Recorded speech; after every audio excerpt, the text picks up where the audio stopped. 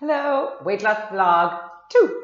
So this one is about what do I eat. So I actually don't eat in the morning. So I do ketogenic diet, my own little version, keto, and I do intermittent fasting. So I fortunately discovered them at the same time because if you just eat the ketogenic diet all the time, you might actually get fat.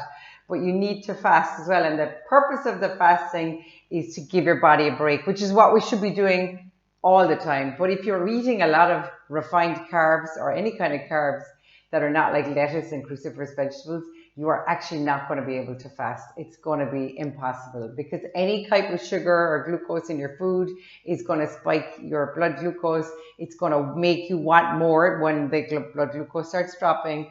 You're going to want more. You're going to be, oh, I need more.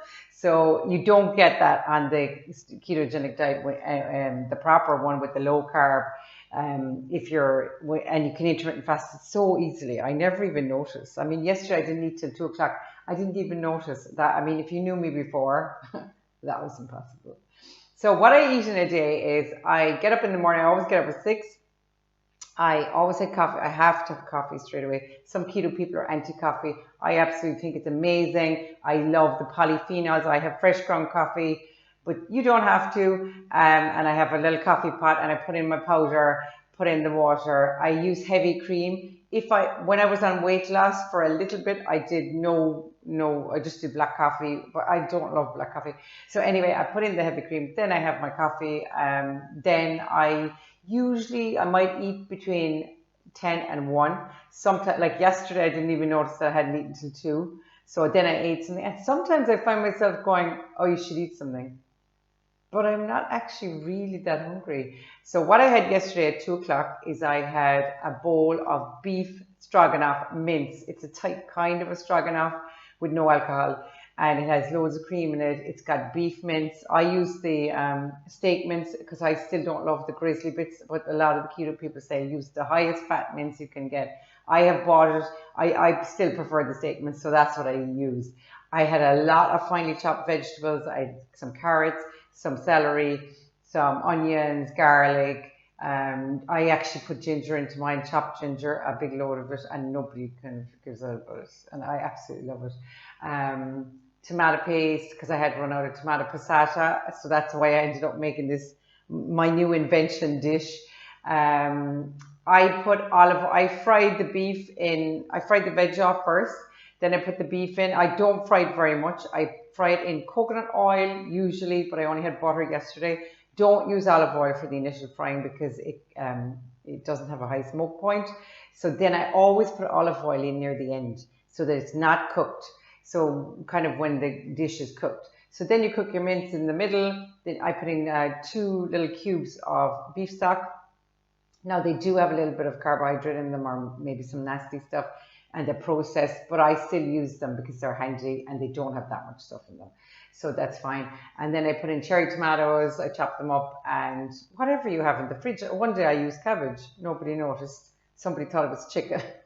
So I used cabbage and I chopped it up small and I put it in because that's cruciferous vegetable, really good. I chopped up broccoli really small, put it in, and it was fabulous. See my TikTok on it, and I think it's on one of my shorts here. It's really, really delicious. Lots of cream. Then I put in some olive oil. Then for the polyphenols are these kind of plant particles in dark colored plants and particularly cruciferous vegetables and things like olives. And your gut microbiome, the bugs way down in the bottom of your gut, they absolutely love them. So when they're happy, you're happy. And you may find that at the beginning, you'll suffer from a thing called SIBO. I have another video on it. I'll put the link in the comments. And the SIBO is actually making you have bad gas. It's making you unhappy. It's making you anxious. It's making you not process your food properly. It's because the bad bugs have been fed by their sugars and refined carbs. You may have an overgrowth of yeast in your lower intestine that you don't even know about for years. This goes on for years. So that's what I had. I had nothing. Oh yeah, I had a big scoop of cream cheese. You can use cottage cheese, and then I sometimes put French mustard on it. You can put whatever you want. I do like my cheese. I think cheese is a really good kind of fermented food to add to everything. So that's all I had yesterday. And then I had cups of coffee. I had about 2 liters of carbonated water, you know, the sparkling water, and then I always have Himalayan salt, and I literally grind it into my mouth. I grind it into my mouth. So that's my electrolytes. But I also supplement with potassium. I don't always take it, but I don't buy electrolytes in the pack because I don't like artificial sweeteners in anything. I just have a thing. I just don't think anybody should be taking them. So the way I take my electrolytes is that I do my Himalayan sea salt into my mouth, I drink some water, then I get a potassium tablet and I get a magnesium tablet. And I buy the cheap magnesium tablet, where they'll all tell you don't take it. It works really well for me. My magnesium levels are very good.